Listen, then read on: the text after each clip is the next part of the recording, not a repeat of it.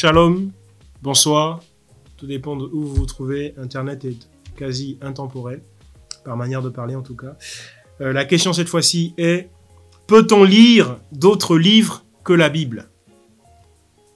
Peut-on lire d'autres livres que la Bible? Ou peut-on se référer à d'autres livres que la Bible pour faire découvrir les mystères de Dieu ou la parole de Dieu, pour nous aider à enseigner, pour nous aider à nous parfaire dans le ministère de la prédication. Par exemple, peut-on se référer à d'autres livres que la Bible?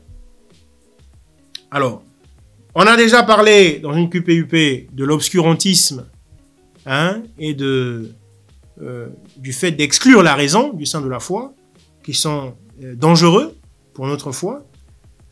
Dangereux, c'est-à-dire pas la raison, mais le fait de l'exclure, c'est dangereux. Et l'obscurantisme est dangereux aussi pour la foi. On a déjà évoqué ces choses. Alors là, peut-on lire d'autres livres? Il n'y a pas plus éloquent que la Bible elle-même qui va nous dire si on peut ou pas.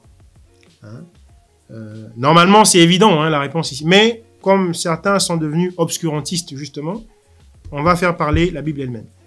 Acte 17 au verset 28. Acte 17 au verset 28. Le bien-aimé frère Paul parle. Le contexte, c'est qu'il est ici à Athènes.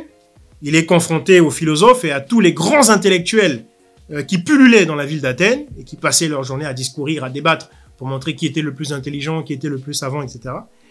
Donc, acte 17, verset 28. Paul, donc, qui a pris la parole depuis déjà un moment, il dit « Car en lui, en Christ, Jésus, car en lui, nous avons la vie, le mouvement et l'être.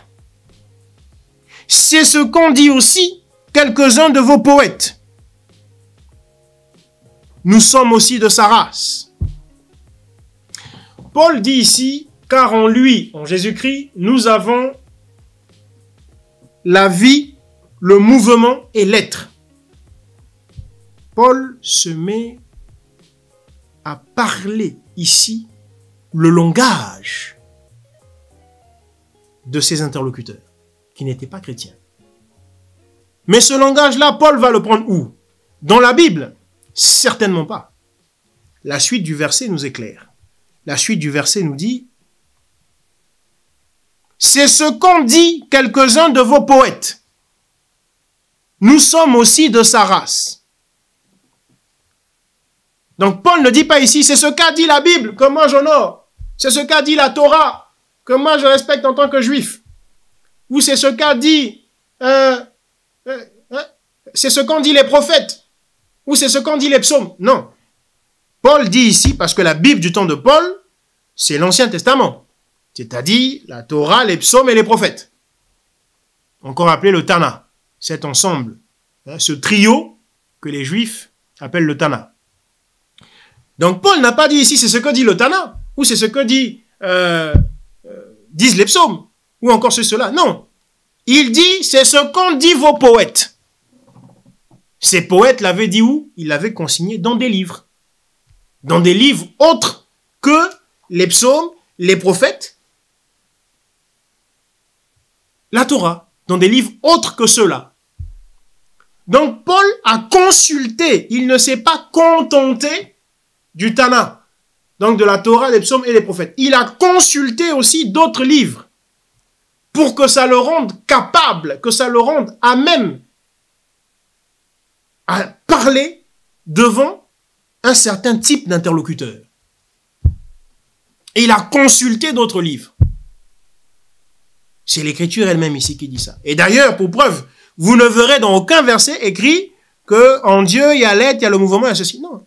Il a consulté d'autres livres. Alors, il est vrai que, à contrario, nous avons Pierre, Céphas, dont on dit que ça n'était pas un homme instruit selon la sagesse du monde. Donc lui qui probablement n'avait pas consulté d'autres livres. Ça n'a pas empêché qu'il soit un prédicateur de talent, un prédicateur virtuose, un prédicateur de puissance. Ça n'a pas empêché cela.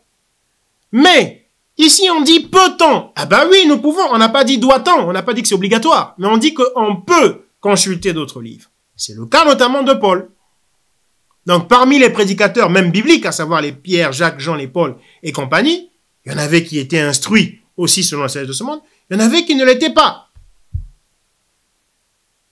Mais aucun combat ne s'est produit en ce sens que, ah, il faut pas s'instruire. Non, nous nous instruisons. Et c'est pour ça que nous allons à l'école. C'est pour ça que nous allons, pour ceux qui le peuvent, dans les universités et autres. Et c'est pour ça que nous nous cultivons. C'est pour ça que nous lisons. Et il y a des choses qui sont dites dans ces autres livres-là qui peuvent nous servir quant à la prédication, comme l'a fait ici Paul. Et c'est à ne pas mépriser. Sinon, c'est de l'obscurantisme et c'est du non-sens. Parce qu'on rejette la raison à ce moment-là, au prétexte de la foi. Or, encore une fois, la foi n'exclut pas la raison. Et la foi chrétienne n'accepte pas l'obscurantisme. Demeurez bénis, shalom.